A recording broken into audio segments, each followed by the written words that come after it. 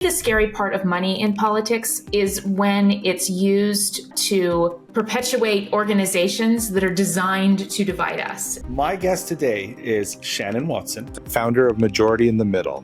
She has 20 plus years of experience in electoral politics, advising candidates and working on campaigns on both sides of the aisle in Kansas, Colorado, and Minnesota. What role does it play in human relationships in society? How do you define it? There's a difference between big P politics and little p politics, but politics is the way we take care of each other. How do you feel that it's been hijacked by the hyper-partisan narratives? To me, the scary part of money in politics is not the money that goes to candidates. The scary part of money in politics is when it's used to perpetuate organizations that are designed to divide us. We're choosing the fears that Martin Luther King talked about, the silence, the non-compromise, and all of the true enemies, politically speaking. The middle has just been like, I don't have time for this. I need to live the rest of my life.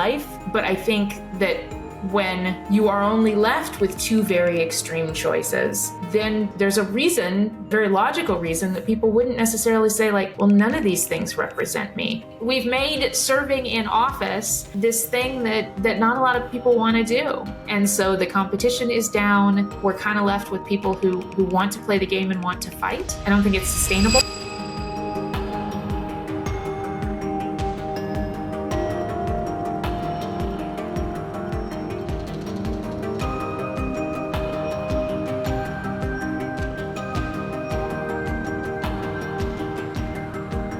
Welcome to Compassiviste Dialogues. I'm your host, Ali Horiat. My goal in this program is to educate our audience about various global issues and how we can help. My guest today is Shannon Watson, the founder and executive director of Majority in the Middle, a movement that dares to ask, what happens when we step out of partisan echo chambers and build bridges instead of walls? With over 20 years in electoral politics, policy roles, and public affairs, Shannon has worked on both sides of the aisle in Kansas, Colorado, and Minnesota. She's a sought-after speaker on bipartisanship, legislative dynamics, and the hidden potential of political compromise. Politics, it shapes our world, our choices, and often our relationships. But what if the way we engage with politics is broken or archaic? What if the deepening divides aren't just about left and right, but about how we interact, listen, and compromise? Today, I'm talking to someone who's dedicated her life to bridging those divides, to challenging the very way we engage in politics, not just as a system, but as a human being, as a person. Today, we'll explore not just how to fix our political discourse, but whether our current democratic system is even designed for genuine collaboration. So, hello, Shannon, and welcome to Compassiviste Dialogues. Hello, thank you so much for having me. I'm really excited looking forward to our conversation. Perfect. I'm going to jump right into it. And I think the most important introductory question that I could have thought about is, what is politics at its core? Is it election and government? Is that it? Is that where it stops, where it starts? What role does it play in human relationships in society? How do you define it? That's a great question. I think there's a difference between big P politics and little p politics. But when I was in graduate school, the way that the founders of the program that I went through described it is that politics is the way we take care of each other and how we relate to, people's needs and people's desires and what it means to build community. Because for better or for worse, we all have to live on planet Earth together. May as well make it work. That's a really nice way of putting it. I appreciate that. I'm going to remember that. I'm going to use that. And now, going by your definition of politics, how do you feel that it's been hijacked by what you focus on, the hyper-partisan narratives that kind of, I call it an industry now. Politics Absolutely. is a mall, yes. And you've got these stores in it, and Nike and Adidas are fighting for who has the better running shoe, and that's become it. And it's about money. So it's no longer about your definition of politics. This was Yes. a hijacked, so explain that. Right. So there's a couple of different pieces in this. A lot of people talk about, the role of money in politics. And to me, the scary part of money in politics is not the money that goes to candidates, because the money that goes directly to candidates usually pays staff. It pays for, campaign infrastructure. It pays for, lit pieces and events and, some fundraising, more fundraising than it probably should right now. But, this is, again, like to your point, it's an industry.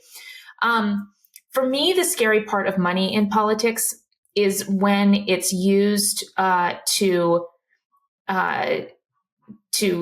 perpetuate organizations that are designed to divide us. And I would count political parties in that. And like it used to be in the United States, so the campaign committees that elect members of Congress, it used to be that they were sort of fully staffed for about 6 months every 2 years. And then the rest of the time, the people who worked there, for the most part, would go back to lobbying or government work or, communications firms or writing or, whatever.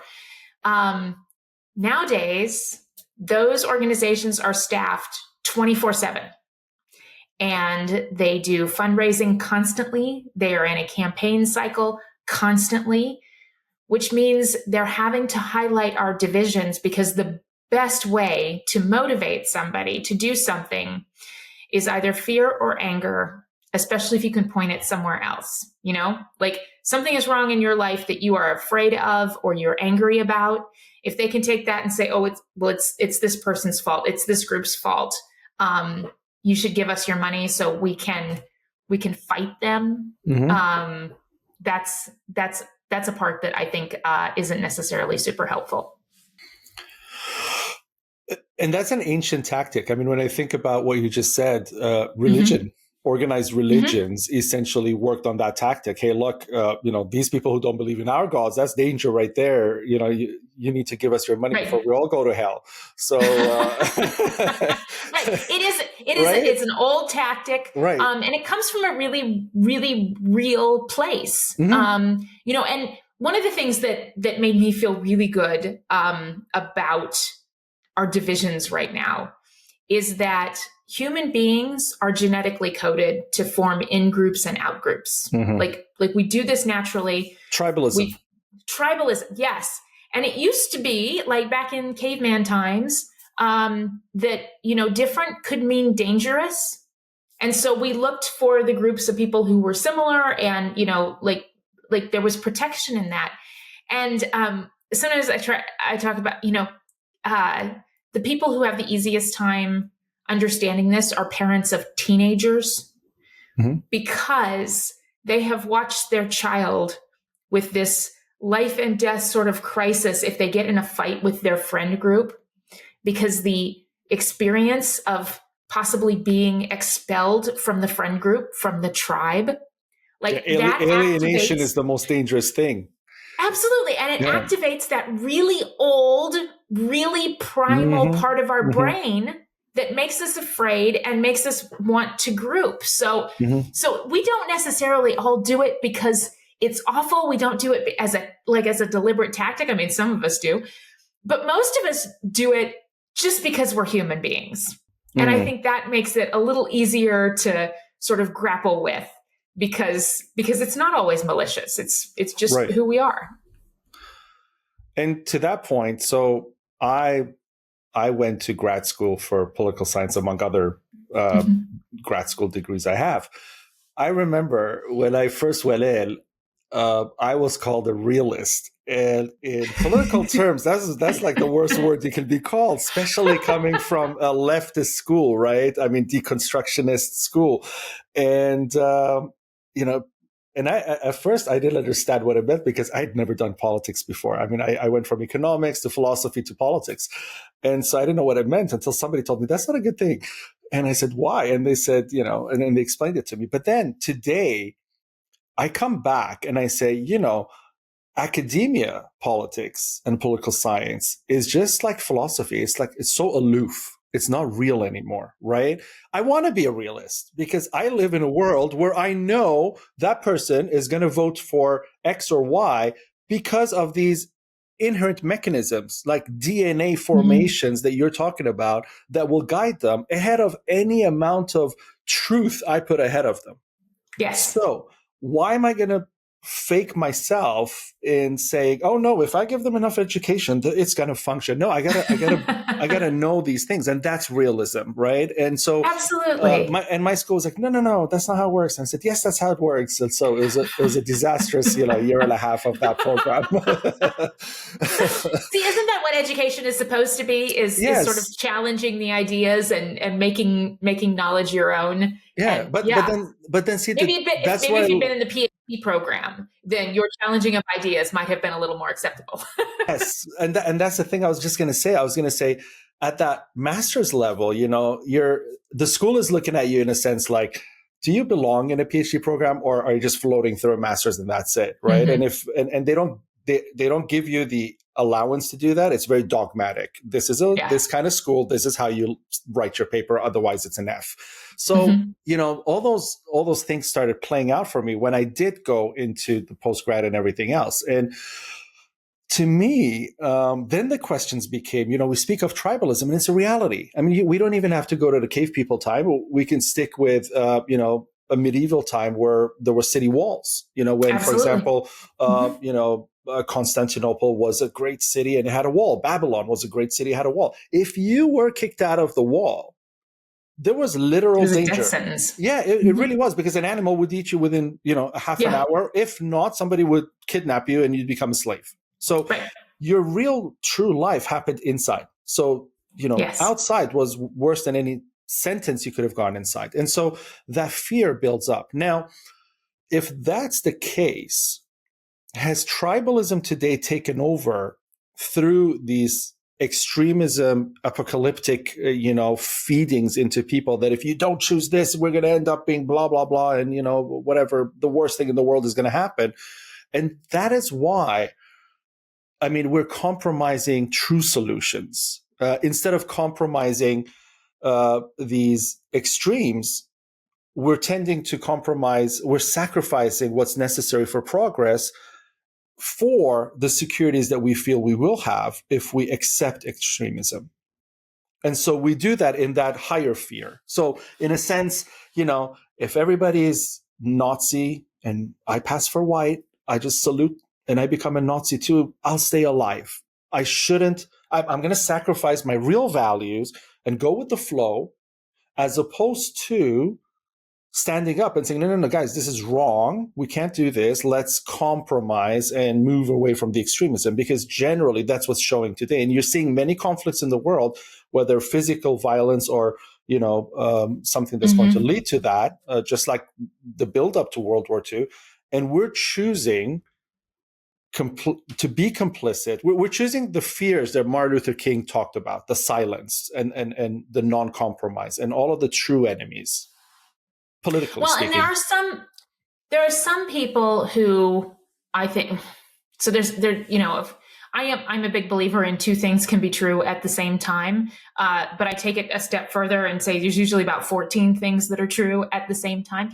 And I think this is one of those situations where there are a lot of things that are true at the same time. I think there are definitely people who are part of the politics industry, either, by vocation or just sort of by fun, that are part of that division. I think there are people who we've been calling low attention voters, who get sort of caught up in that. I think the role of social media in sort of elevating these ideas, because things become more relevant to us the more we see them, we get a confirmation bias. And then I think there's a certain number of people, and this is where like the majority in the middle in our name comes from, is the number of people who are in the middle, whatever that means to them, who have been opting out.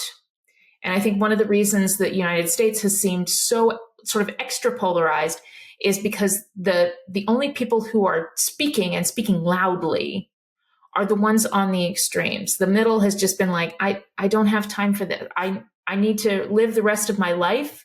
And in some ways, there's some privilege in that if you can just completely sort of disconnect from your idea of what politics is and not participate.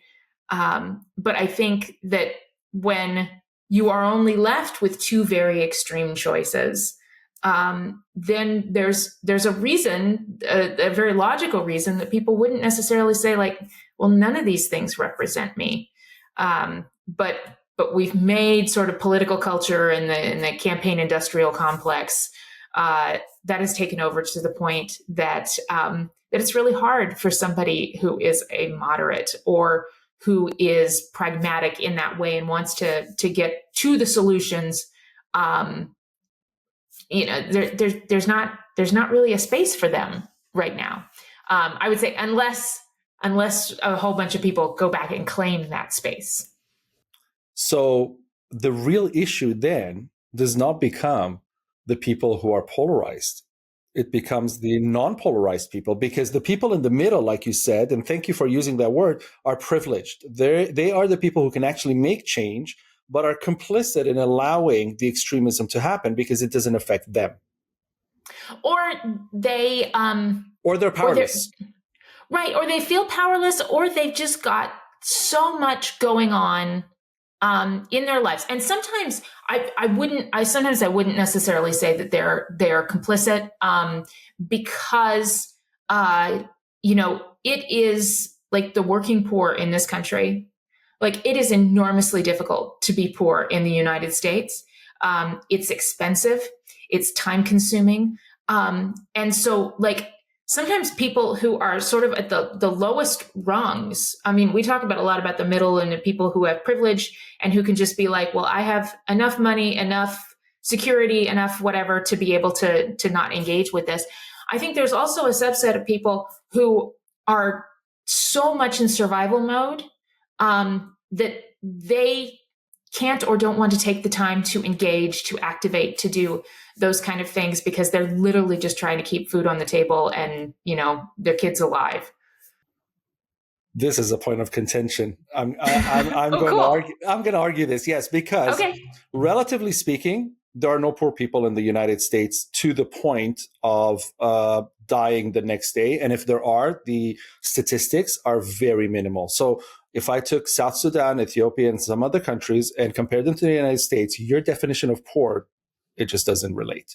But within the context of the United States, and I know this because I've been there, I've stayed there for long periods of time. I've seen it. I mean, I've seen,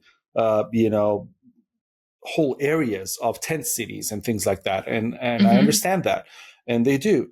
But at the end of the day, there is a level of sustenance that is provided, which I can assure you, if people were dying left, right, and center of hunger in the thousands, because about 20,000 people die of simply starvation every day, daily around the world. The number of people who live in the US who contribute to that is almost negligible. Okay. So they are not in utter poverty. They are in difficulty. Now, that difficulty to me is exactly where the problem is, because from that level of what you call zero in the US in poverty, all the way to the person who's struggling with, say, 3 jobs or 2 jobs, single mom, whatever those situations, I look at that and I say, you have almost nothing to lose because you're very rock bottom and you're holding on to that last slice of bread that you can put on the table. And you're fighting that slice of bread continuously, and it will never change. Your entire life will go by like that because, generally speaking, again, in the United States, statistics show that that class is not moving into the middle class. It hasn't in the last 30 years at least. Okay. Right. Mm-hmm. So that being the case, those people should understand that this situation is an eternal situation for me.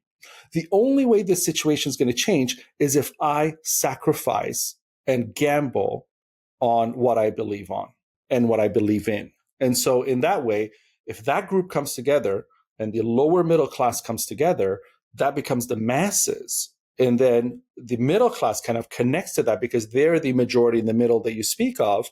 And so you have a revolution, a social revolution of idea, a social revolution of this is what the United States people want. At that point, the money, the funding, the power, all of those things come together, because when you put about 200 million people together, which is that is the base of that class of grouped people that we just talked about, there's no way that you're losing an election.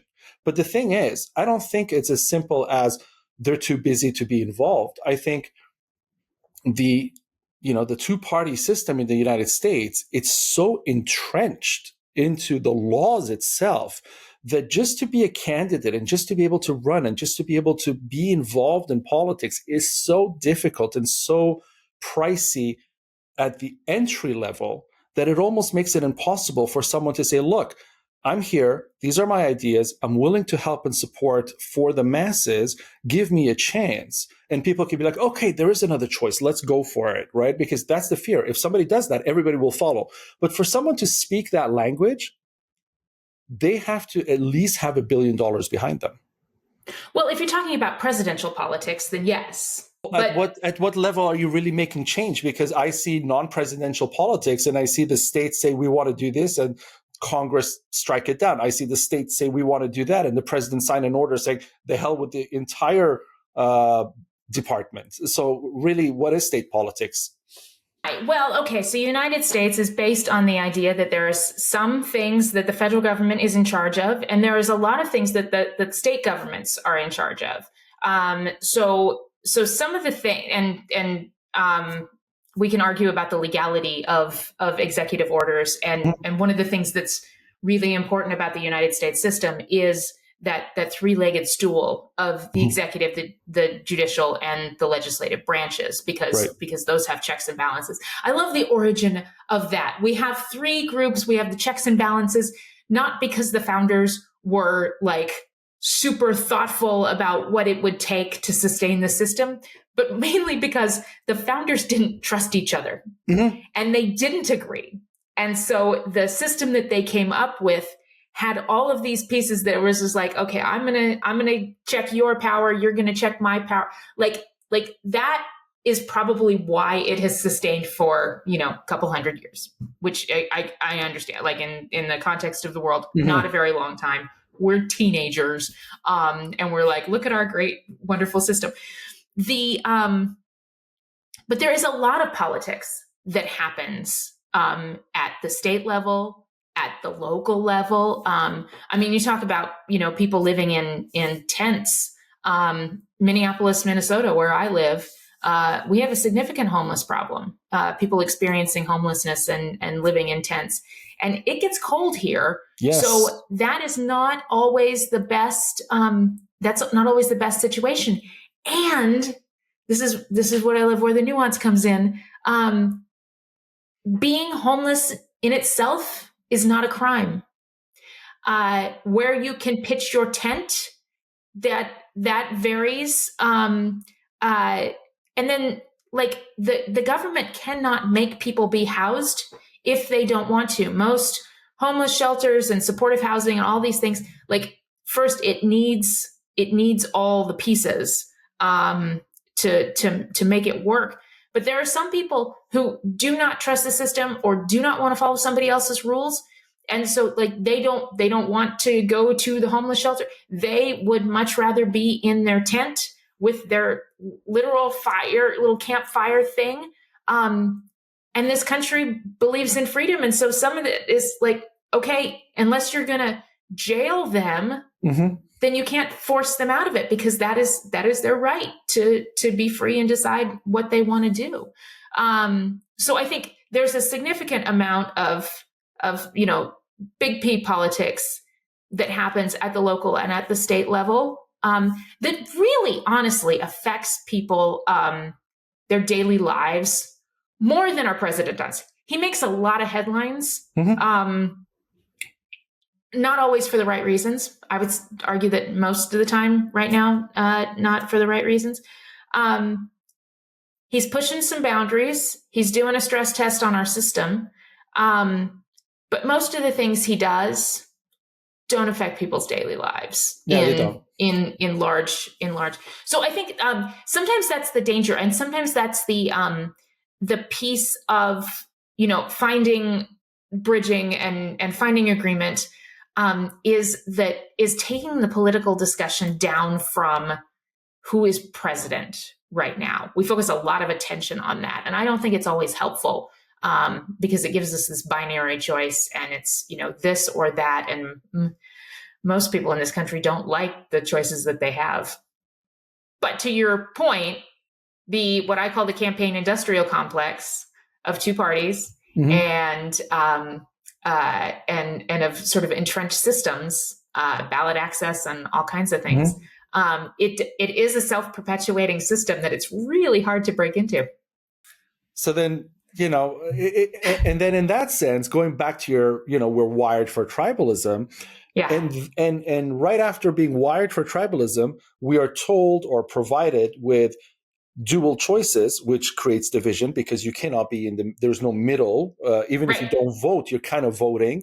Because I believe, if one person is at 52% and one person's at 48%, and your vote should matter if you had, strong beliefs and you don't vote, you're actually voting in a sense, because you're allowing either your party to win or lose or whatever by your inactivity. So either way, after you're like, okay, the reality is tribalism.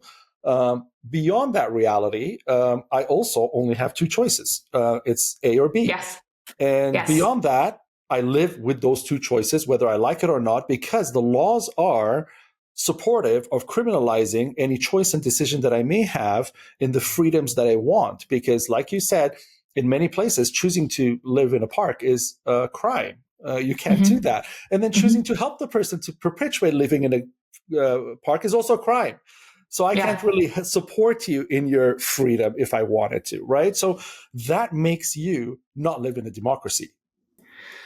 Well, I think it's still a democracy, but the functionalness of that. The U.S. is not a democracy because it's a republic, and it's a constitutional very different. Republic, yes. So that's very different. But when I use the word democracy, I meant freedoms. To have that democratic freedom. So, for example, if we moved to an island that wasn't really habited.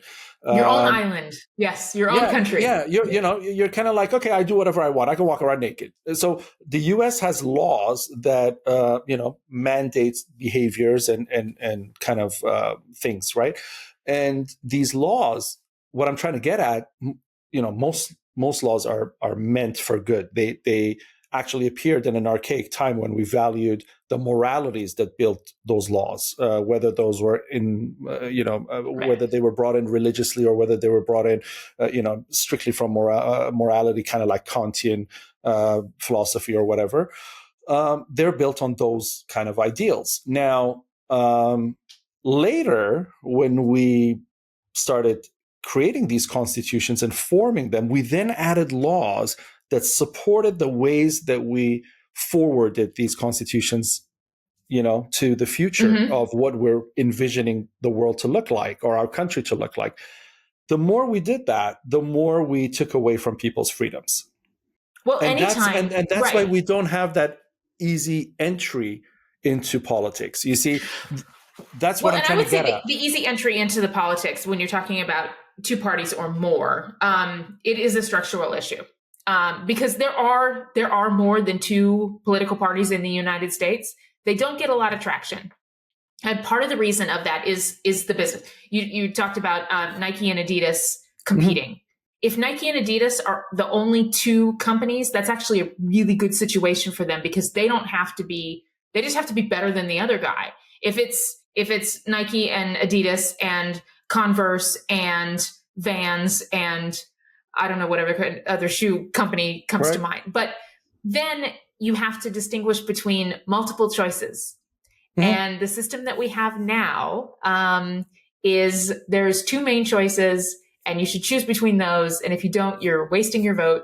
And that's kind of a fallacy, but it's a very tightly constructed situation. I will say, something that's always been interesting to me is that the United States, we have antitrust laws and, to protect competition and all of these things.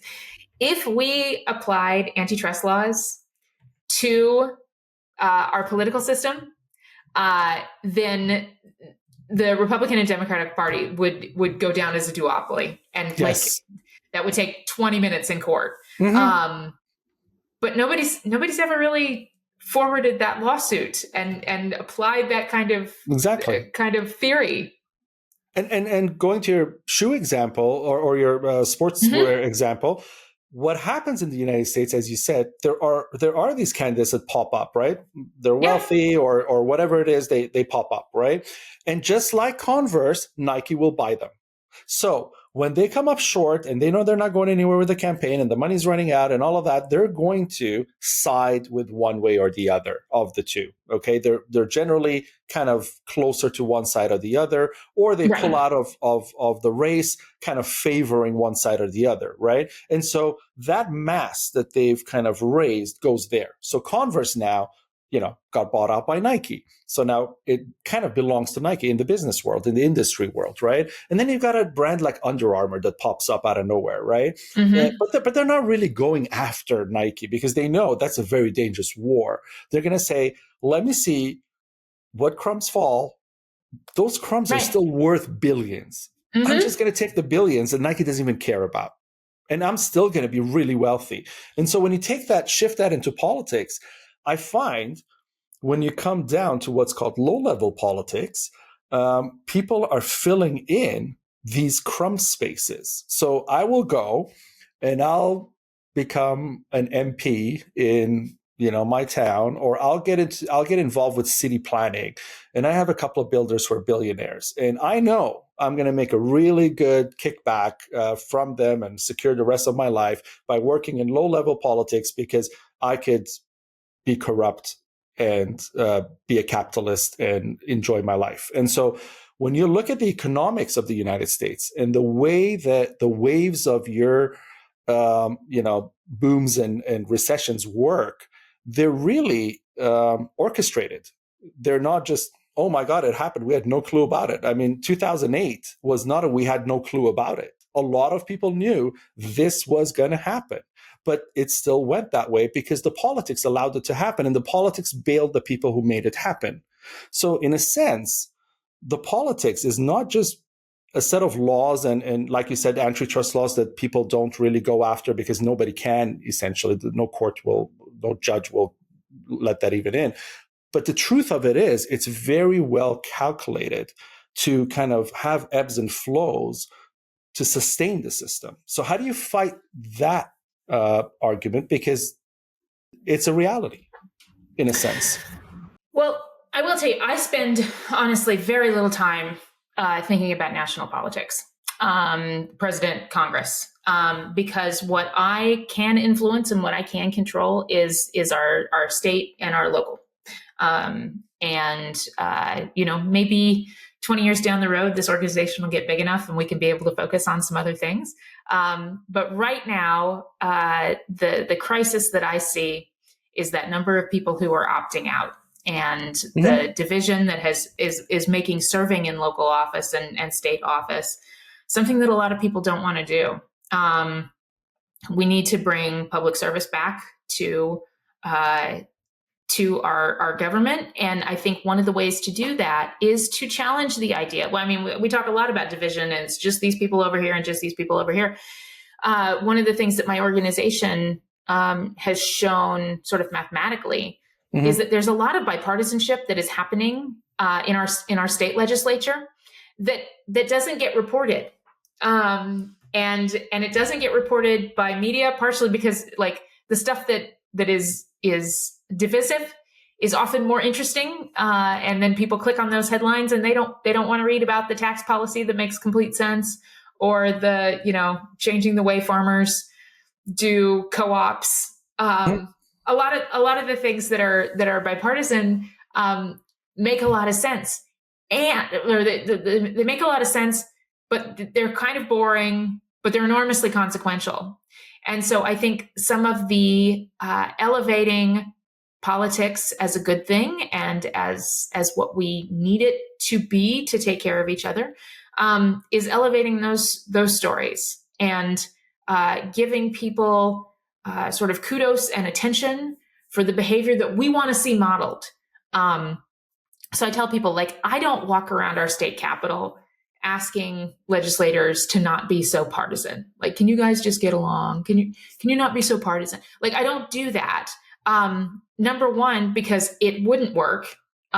Because telling people they're wrong generally doesn't inspire them to change their ways. I mean, it doesn't. Again, human beings, and that's part of our psychology. Just hearing that you're wrong, like that doesn't change your behavior. Because carrots are almost always more powerful than sticks. And understanding that legislators have a really hard job. They have 86,000 bosses in their district. They have to interview with all of the bosses every 2 or 4 years to get the gig. Mm-hmm. A lot of people don't understand why they want the gig because it doesn't pay any money hardly. And I mean, it pays some money, but it's not a lot. And it's really hard to do other jobs as well. And so we've made serving in office this thing that not a lot of people want to do. And so the competition is down. We're kind of left with people who want to play the game and want to fight. And I don't think it's sustainable. So we focus a lot on, thank you for doing this, Bill, and highlighting where people are working together and creating those bridges. And we're having some success with that. The terrible part of that is that the reason that we're having success, having some of those stories show up in the media, is because they are unusual enough right now that it's news. It's Yes. novel. Look at these people. You got a Republican and a Democrat working together, Mm-hmm. and that shows up on the news because it's novel. Yes. So hopefully I can work my way out of a job in that way, in that, well, yes, everybody's bipartisan, so everybody's working together. I was actually speaking with someone yesterday, and it was right along the lines of what you're talking about. And she was saying, we're in a state where cooperative work makes the news because it's kind of like, hey, look, a tiger and a monkey worked together to get an apple from the tree, and then they shared it, and the tiger still didn't eat the monkey, and they went separate ways. And, hurrah for all. And so that's kind of the National Geographic image of what's happening in the U.S. politics right now. So we make the news because, that's the kind of vision of that. But so speaking of the hidden bipartisanship, right, which is what you're kind of talking about here, let's take one example that you can remember well, or that you can talk about, and discuss how these policies that quietly bridged divides helped, attributed to today's climate and contributed to people actually being affected by it. So when you say, the president doesn't really affect much of, an American's day-to-day lives. I mean, you're still going to pay this much for gas. You're going to pay that much for your property tax. Those things are not going to change. So let's say at the level that you're talking about, let's take that example and use that example to show how people can engage with places like you guys, majority in the middle, so that this can be a progressive thing and eventually change the things that matter in their lives, as opposed to saying, but we'll get to that later, because as opposed to, should I care that the Department of Education is no longer, does that affect me? Right. Like, I don't know how that doesn't affect you, because I'm sure it does affect the United States, but let's start with your example. Right. So there was a bill in the legislature here in Minnesota in 2023, and it was a ban on conversion therapy. Are you aware of conversion therapy? So yes. But explain it a little for the audience, because you have a global audience. Okay. So conversion therapy is often religious based, and it is an attempt to convert kids or adults who identify as gay or queer, LGBTQIA, two-spirit, whatever. Generally shame-based. conditions. Yes. And the idea that you shouldn't want to be those, shouldn't be those things. You shouldn't want to be those things. We can give you therapy to help you out with that, as if it is a mental illness or whatever. So there is, sometimes they're camps, sometimes they're classes. And so there was a bill to ban conversion therapy in Minnesota. This was brought by a member of the DFL party. DFL in Minnesota is the Minnesota version of the Democratic Party. It's the Democratic Farmer Labor Party. It's got some history that it was the Democratic Party and the Farmer Labor Committee or Farmer Labor Party that merged, and they're still the DFL. So if I refer to DFL, I'm referring to Democrats in Minnesota. And so it was brought by a member of the DFL and a member of the Republican Party was like, I've got some concerns about this. And I see where you're coming from on some pieces. And so these two legislators, one Republican, one Democrat, they got together and they really hashed this out. And the thing they had in common was their desire to protect kids. Like, we shouldn't be messing with kids. And the Republican said, okay, this shouldn't be a thing for kids. And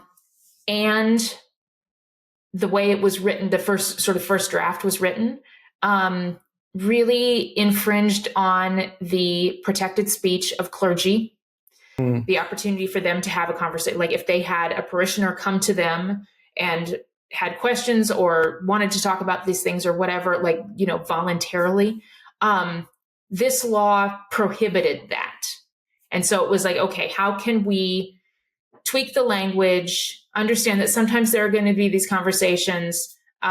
We have a freedom of religion in this country, that some of these are sort of extra protections. We also have freedom of speech in this country, which the big issues in the United States, I believe, all come down. They're the good versions of having these really foundational laws of free speech and the right to protect yourself and the right to have security and all of these things. The liberties. Yeah, absolutely. Liberties are the things, right. A lot of the easy stuff we figured out. We're just left with the hard problems. So those two got together and they figured out, like, okay, this shouldn't be a thing that adults can't participate in, because if an adult says, this is not what I like, I want some help, we don't want to stand in the way of that. And at the same time, like, nope, don't mess with kids. So they worked out over the course of a couple of months a bill that banned conversion therapy for kids in the state of Minnesota. It had penalties for people who were doing it, and it protected the religious freedoms and the freedoms of speech, and protected the opportunities for people who wanted to participate in these discussions as an adult about themselves. And that bill passed on a bipartisan basis. It got, I think it was 11 Republican votes, which isn't huge, but in 2023, the Democrats had a trifecta in Minnesota. So it was the House, the Senate, and the governor. So there was a lot of things that passed that were, sort of totally Democratic things. And the thing that I think was important about that bill was it would have passed without the work the Republican did to make it better. It would have passed, it would have become law. But I think it was a better bill. It was more thoughtful. It was more inclusive since those two worked together. And I think that's one of those things. Like, how can we look at, here's what we want to do. Here's my concerns. Here's your concerns. Can we find them? And that was the thing. Like, nobody had to, we talk a lot about compromise in sort of the bridging space, and getting to this mushy middle where nobody's happy doesn't always work. Right. So one of the things that my organization advocates for is we don't want to just say, okay, well, you say yes and I say no, so like the answer is maybe. Like, that's not realistic. But how can we come together on the things that we can agree about in a way that nobody has to sort of vacate their own ideals and nobody has to compromise their own values? That bill was a really good example of nobody was actually compromising their values, but they tweaked it in a way that it was inclusive and it worked for a lot of different people. And going with that example, your audience right now, how would they be engaged in things like this so that it can be further promoted or become a bill in the first place? So let's go back to 2022 when these two people met, for example, right? And they started working on this. I'm living in Minnesota. Yes. I'm a farmer. And how do I even hear about this happening? Is there a way I just want to elevate the education or the access so that people actually know how to be involved. Because I think a lot of times when I speak with Americans and I ask them these questions kind of under the radar, right? And I say, what's going on in your city? They don't know. I'm like, is there no website? Like, where do you go? And like, I don't know. We just go vote when they tell us to vote or something like major, right? When it's on CNN, I know I have to do something. Or when it's plastered all over my city, I know I have to do something. But on a daily basis, I have no clue where to go to or how to be involved. That's a huge issue for me. It is a huge issue. And I will say, like, I don't watch cable news. I don't watch CNN or MSNBC or Fox or any of that because my focus is local. There's only so many hours in the day. I luckily have the benefit of a really good news landscape. Excuse me, literally right outside my window. So I'm looking in that direction. The number of local news outlets, usually community papers that have folded in the last 15 years and they don't exist anymore, is a crisis. Now, luckily, we have people who have figured that out and is like, okay, we have to do something differently. 2009 recession that decimated a lot of the advertising revenues that those local news sources used to rely on to fund the rest of the paper. And so, sorry, can I stop you for 1 sec? And I just want to ask you a really quick question, because I thought about this a lot, and it just popped up now. Do you feel that the recession affected disinformation in a way by kicking those news outlets out? Because I always felt that when I got news from a lot of these smaller, more truer sources within their communities, it was more real news. And when I got news from these, monster size organizations, it was more kind of fueling, the agenda, or, was driving profit, or it was very different than reflecting reality. And then that's kind of where I noticed independent journalism kind of grew. Like you look at some of these spaces, you still got to filter a lot through it, because today, again, independent journalism has been paid off by the two parties to kind of fuel this kind of news out. But do you also feel that way, or is that not really the case? Well, research has shown that the more local a news source, the more trusted it is by its constituents, the less partisan it is, and the more trusted it is by people. And so I don't think it was deliberate. I think it was sort of a consequence of the times that maybe people have taken advantage of since then. But I do think that the larger your organization and the bigger sort of footprint that they're telling a story, they have to tell a story that's sort of relevant to more people at one time. And I think that's where local newspapers, they can focus on one town and what's happening there. And then they can highlight all these things going on, because if you've just got like a big regional newspaper, then it's almost impossible. Like if you got 30 towns in your regional area that your newspaper is covering, it's impossible to talk about what happened at the city council for all 30 of them. So I think that's, it's not necessarily malicious, but it is what happens. The larger the news source, the more general the story is going to wind up being. And so that's a crisis. There are people who are working on it. There's an effort called Press Forward that is philanthropy and educational institutions and a lot of other people who have come together and are trying to fix that dearth of hyper-local news. And it's partly knowing what's going on. So how do people know? I say start with your city council. I think it's required. It's definitely required in Minnesota that they have to post the agenda, usually on their website. They have to post the agenda every week, and those meetings are open to anybody. Again, you have the challenge of okay, can I go to a city council meeting at 3:00 on a Wednesday? Right. I'll be at work, or 7:00 on a Monday. Well, I'm feeding my family at that time. Like there's trade-offs. But so you can do that at your city level. You can do it at the state level. You can see all the bill introductions. The challenge with at the state level, all the bill introductions is that there are so many of them. Even I'm not a lobbyist now, but I was for about 10 years. Even lobbyists have a really hard time keeping up. In Minnesota thus far this year, which started the January 14th, is when our legislative session started. Mm-hmm. There have been about 6,000 bills introduced. Wow. Right. So it's hard to keep up. So people who are just like, I don't even know, I don't know what's happening. I don't know all of these things.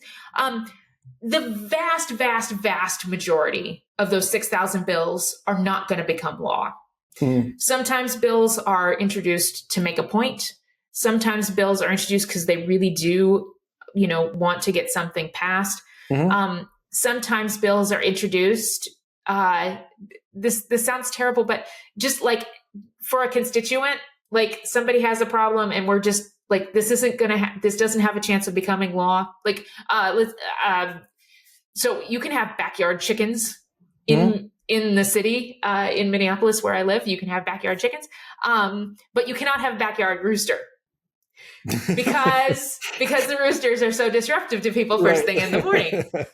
So if somebody was to have a bill at the legislature, and I'll tell you the truth, this could be one of the 6,000 right now. I don't know, but if the bill was to stop the city council from not allowing roosters in the city limits, that could be something that a state representative introduces and understands, like, this is not going to become a law, but sometimes that's what you do for your constituents. Like, this is something that they care about. I am their representative, so I'm going to introduce this bill. It may not get a committee hearing. It may not ever have a chance of becoming law. Maybe it will become an amendment and get added to something later. We don't know. But so there's a lot of information available to people, and it's a lot of information to have to go through. Yeah, the processing is ridiculous. You need to hire someone to just process the stuff for you. Absolutely, yes. And lobbyists get a bad rap, but most of and particularly like lobbyists at the state level, at the local level, they are not the guys walking around with checkbooks and campaign contributions. It's not tobacco lobbying, yeah. It's not. It is subject matter experts. And I mean, the American Heart Association has a lobbyist, and so does the Humane Society. And, all these people, like, they have lobbyists, and they're subject matter experts, and they're experts in the process. So I would say, like, probably the thing that I would recommend if people are interested in a particular area of law or a particular subject, sometimes it feels like Minnesota is the nonprofit capital of the world. There's a lot of advocacy organizations and NGOs. Figure out who is sort of representing that thing that you care about, and then subscribe to their like newsletter or become a member of that organization, and they can help you distill out some information and know what's going on, so you don't have to read that this bill passed in the paper. They can say, Right, because like the thing. Somebody has introduced a bill that will allow roosters in the city if you have the backyard chickens, and then that case you can get engaged and tell your representative, hey, no, we don't Right. want roosters waking us up at 6 a.m. You know, whatever. You can do that instead of reading in the paper that, hey, this got passed. And then having to protest. Right. Right. That's a smarter way because it's a preventative measure, right? And it's so much cheaper Absolutely. and healthier. Like I'd much rather the bill not pass because I could do something about it if it's not to my liking versus, oh, shoot, this happened. And now I have to go and Right. spend double the money, double the time, double the effort, double the risk to just get it repealed. So, Yes. yeah, being proactive is really key there. Yes. Now, where do you stand on compromise, politically speaking? Um, What do you think compromise is? Yeah, that's sort of like this compromise mushy middle thing. I would say compromise is generally when two opposing sides come together on things that they can both live with, but they didn't get exactly what they wanted. Mm-hmm. I think that is compromise. I think again, going back to a lot of the big questions, the big things that we wrestle with, are they're a product of our freedom. And I'll go like compromise on guns Mm-hmm. in this country is I don't have a lot of hope that will ever become a thing that we can compromise on. And here's why. We have our Second Amendment freedoms, right to bear arms. We also have freedoms to not get shot in the grocery store. Those two things are in conflict. Mm-hmm. The other piece that is in conflict when you talk about gun rights / gun control issues is that that's an issue like you were talking about. You can't reason your way out of some things. That's one of those issues that is very personal to people because the presence of guns either makes them feel safe or it makes them feel unsafe. So like if my gun that I have in my purse, I don't have a gun in my purse. If my gun that I have in my purse is what makes me, I'm going to stop for a second.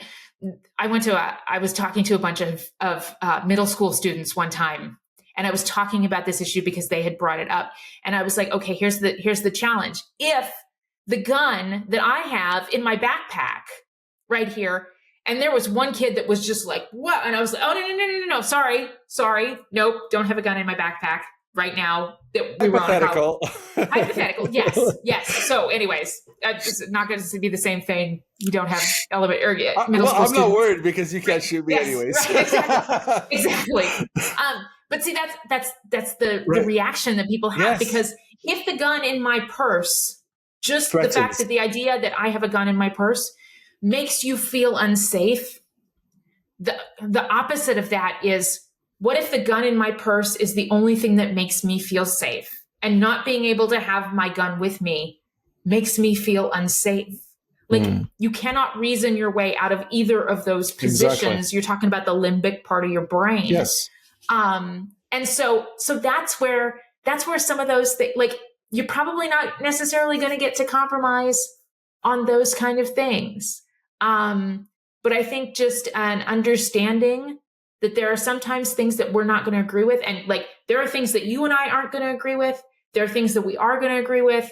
My organization advocates, particularly with lawmakers, bring out the things that you agree on. Mm-hmm. Run those as standalone bills so that everybody can vote for them. Part of the challenge is when we lump things together in what we call omnibus bills, where there's, like 500 or 150 laws, like blanketed together, and we vote once. Those are always a challenge, because you've got, quote, good stuff and bad stuff in the bills.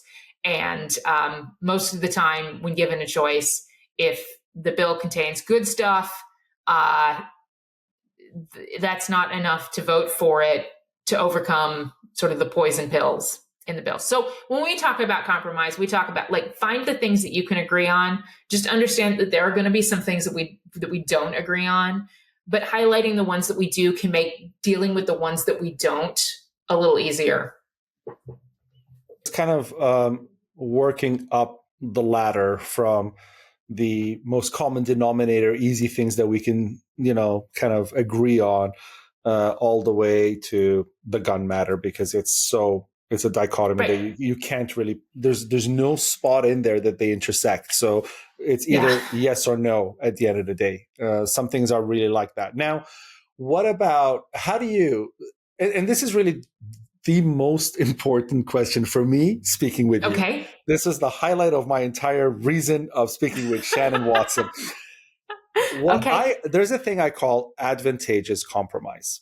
And what I mean by that is sometimes we compromise because we think that this little give and take will bring us to a better future, right? Not specifically something that's going on now. So, for example, the gun issue, to find compromise, like you said, it's impossible. I'll give you that. That's a very real answer.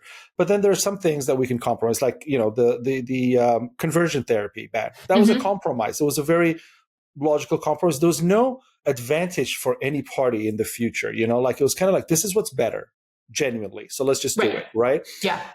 But then history is mired, and I'm just going to give you a couple of quick examples from the U.S. For example, there's a famous title, "The Compromise of 1850." In the American history, which kind of gave California this right to be a free state, but included in the Fugitive Slave Act. And it kind of forced people to return the slaves to the slave owners and whatnot. It was meant originally to allow peace, right? To maintain peace, because this was before the war. And but then it made slavery worse, which then kind of necessitated the war to happen. So it made it more imminent that it would happen instead of actually maintaining peace. And then, it forced the war to happen and the crisis from there. And then, like, you go to the crime bill that the Democrats and the Republicans came together. They compromised to reduce sentencing, right? And then, and then the whole the needle shifted to marginalized communities, especially Black Americans being, much more incarcerated than others. And then Right. that You're was talking where about under the Clinton administration? Yes, Yeah. exactly. Yeah. I think it was in 94, 95, not sure, but yeah, it was there. Right. And then, that's when the business, the industry of the prison industrial complex systems kind of like flourished. They mushroomed because of what that happened. So the compromises begin in these future kind of, we're looking into the crystal ball kind of space, and then they really deteriorate. And another one that I kind of really followed was the debt ceiling negotiations, right? I mean, you see that ended up being a disaster. And so when we compromise, what do you yourself, from your dozens of years of experience, use as code or as ethics to say, these are the ways that we compromise, because these are the ways that we can assure that our compromises are going to be healthy for our environments, no matter how small, how big, or whatever it is? Because more than not, the kicking the can down the road kind of compromise doesn't really help, right? And we're seeing a lot of that hurting the U.S. specifically in its long-term vision, because it's happening a lot. So my real question is, as a person, what should I take into account when I think of compromise? Because if I don't know how to do that, then I'm more scared to compromise than I am to stand my ground, because I don't want to be a part of all of this. So I need to know the values or the virtues of compromise before I can engage in compromise. So advice, please. That's a big one. I think I have a sticky note on my wall that says the relationships are the work, because I'll tell you, like, I am an introvert by nature. And so when I have been at work for years, my natural tendency is to look at my to-do list and cross the things off. And that would, I would skip the conversations that people are having at the water cooler. I would skip the happy hour. Like, oh my goodness, it's somebody's birthday. Do we really have to spend half an hour? Like, I could be working on the PowerPoint presentation or the spreadsheet or whatever. That was sort of my natural inclination. But what I realized after somebody taught me, and I wish I'd known this earlier in my career, because I was in my early 40s before I really absorbed this, was that the relationships are the work. And so the time that you take at the water cooler, at the birthday party, at the happy hour, that is an investment in your future work, because often that spreadsheet is going to be relevant for 20 minutes. This relationship that you have is really going to be what determines your future. And so I think when you're talking about compromise, one of the things that we really sort of suggest is this idea that it has to be 100% or nothing, my way or nothing. Mm-hmm. That's damaging, because it could be 85% your way, 15% you don't like. But if the relationship that you have built with, the person on the other side, like crafting that compromise, that gets you sort of another bite at the apple. Investing in those relationships, building those bridges, gives you an opportunity to come back and revisit it, and then come back and revisit it. And most things in public policy that really stand the test of time are not done in all one big fell swoop. And like to your example, when they are, the unintended consequences or the unforeseen consequences generally cause those things to swing back and forth, and they, on a pendulum. So I think the idea that, 85%, that's great. It's 85% more than I had, is something that legislators and activists and advocates and voters should really start rewarding. We should be investing in the 85%. And in the relationships that will get us to the next step and get us to the next step. I think our idea that, well, if this isn't 100%, it's not good enough. Mm-hmm. That's damaging to the work, and it's damaging to the relationships, and we're not building anything. So that would be my my recommendation. Go for 85%. And I think you're also hinting at trust, because when you build relationships, you start to learn about the other person that you're compromising with, as opposed to a total stranger.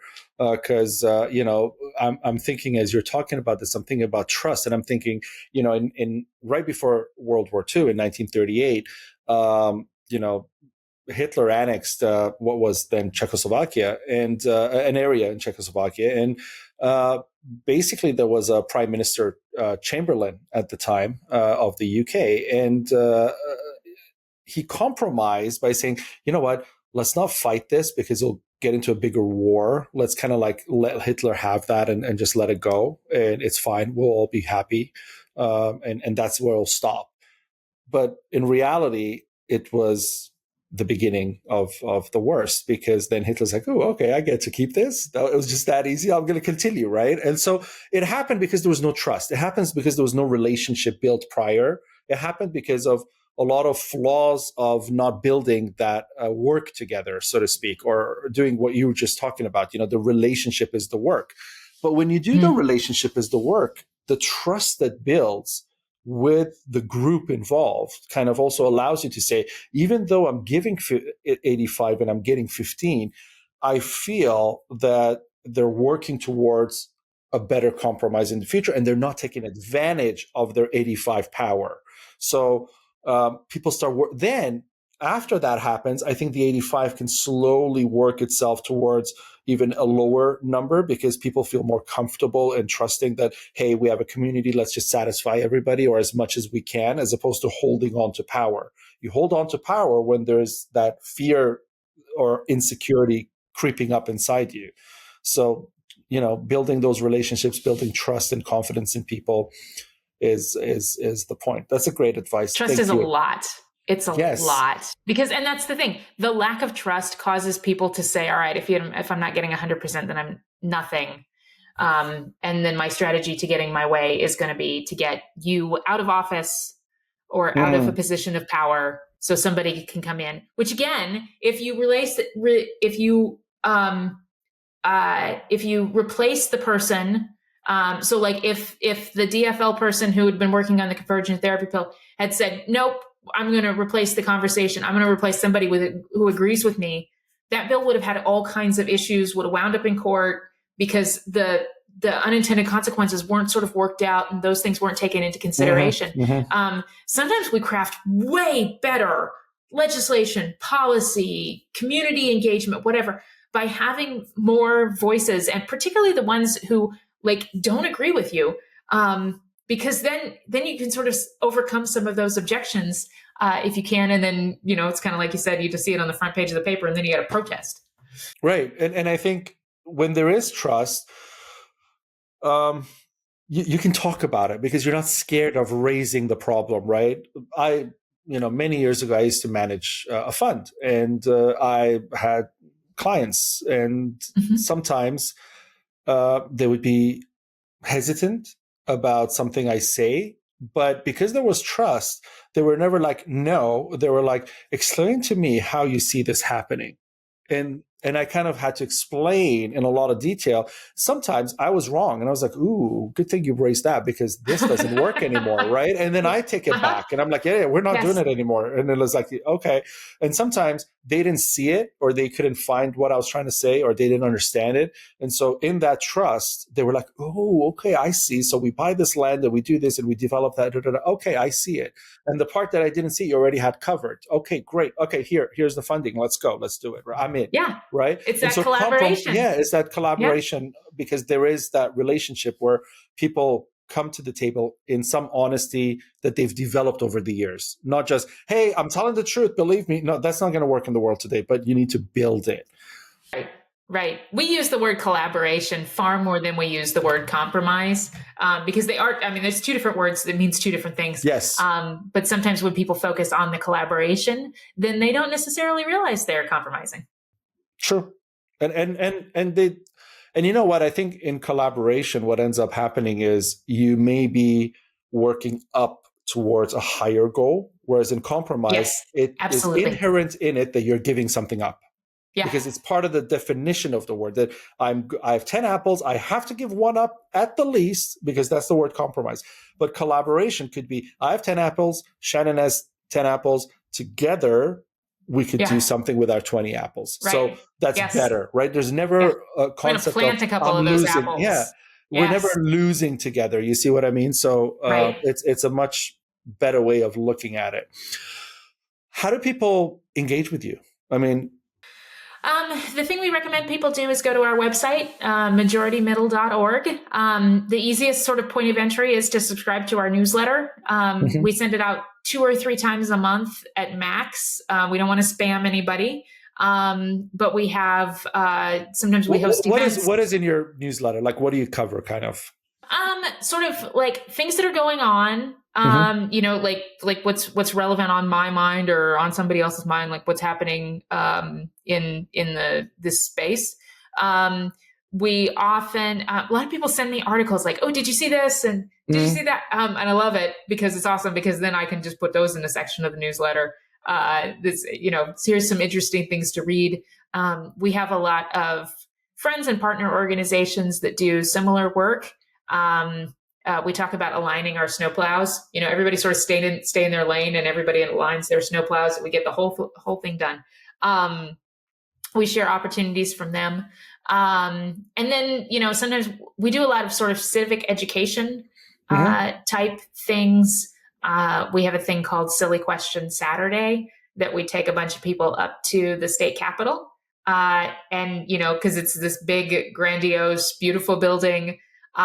That's very intimidating and it's very easy to get lost. So being able to go there on a day that, the legislature isn't in session and a lot of people aren't at work, just to get a little more familiar with the building and with the customs and let people ask the question that they think is silly and they don't want to ask, like, oh, this is a silly question. I'm gonna look dumb for asking this, but that's exactly what it's for. So those are kind of the ways that we engage with people. Okay. So people newsletter and go to their website. Yes. My last question, and we'll put all of that at the bottom here so people can reach you. So yeah, my last question. Okay. The only short question. Okay. Okay. So let's close our eyes, open our eyes, and Shannon Watson is the world's most powerful person. What is the one structural change that you would implement that you think is, the golden reach that we can really change the world to be that much better, and that we would be satisfied living that way? I would get rid of the aisle. I would put legislators of different parties officing next to each other and sitting next to each other on the floor in the committees. Integrating those things, I think, is really the building blocks for those relationships. And that segregation actually sort of gets in our way. So that's the one thing I would do. I would be like, nope, there's no more of this side sits on this side, this side sits on this side. We mix it up. We all get to know each other. That's what I would do. So speaking with you, I kind of come to this conclusion that it's not so much about strategizing compromise. It's not so much about finding the angle that you can kind of interject through that will win for your position. It's nothing like that. You're more really looking at things from this higher philosophical level of saying, how can we all come together and have that communal relationship so we can be like the medieval days, all within the wall, and living within that wall, we know what's better for us and what's not, and to kind of accept that and to work towards making that community inside the wall always stronger and better and safer and happier. And that is really your model. It's amazing the amount of sort of what we call it structural partisanship, rules and customs and literally physical infrastructure of where you sit and where you are that artificially divide people. I think that's.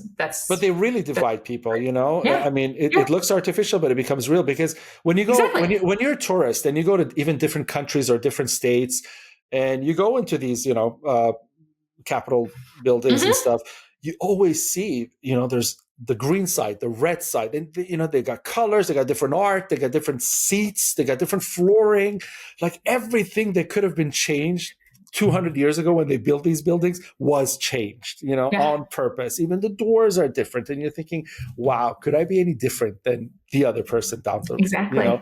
And then it gets to the suits and the clothing, and like so many little details become different, and it just you're right, it plays on you, it plays up here on your mind, and then you start becoming different. So that's a great thing. So having said that, I will also pray that you do get the power to actually do this, because that's a beautiful thing to do. I wasn't going to pray first before I heard what you had to say, but now you have my blessing. Thank you. Awesome. Shannon Watson. Thank you. This has been a great conversation. I appreciate it. Thank you very much. And you remind me that politics isn't just policy. It's how I interact, how I build those relationships. And that's really important to hear from you. And, in a world addicted to division, especially right now where we are, your work as a majority in the middle is, that radical act of hope in the way of saying we need to come together. So thank you for reshaping the conversation, and for, I guess, you stand in objection to use the word collaboration as a dirty word in politics, because it normally is that way. People don't want to collaborate. So you're like, no, it's not dirty. It's clean. It's good. And, it is. Thank you for doing that. To our audience, please subscribe to the Compassiviste Dialogues channel so I can bring you more amazing people like Shannon. Follow us on social media, and Shannon Watson and Majority in the Middle's links are all at the bottom here. Do sign up to that newsletter because it looks fun and educational, if nothing more. And get involved in politics. We're here to change the world together. I'm Ali Horiat.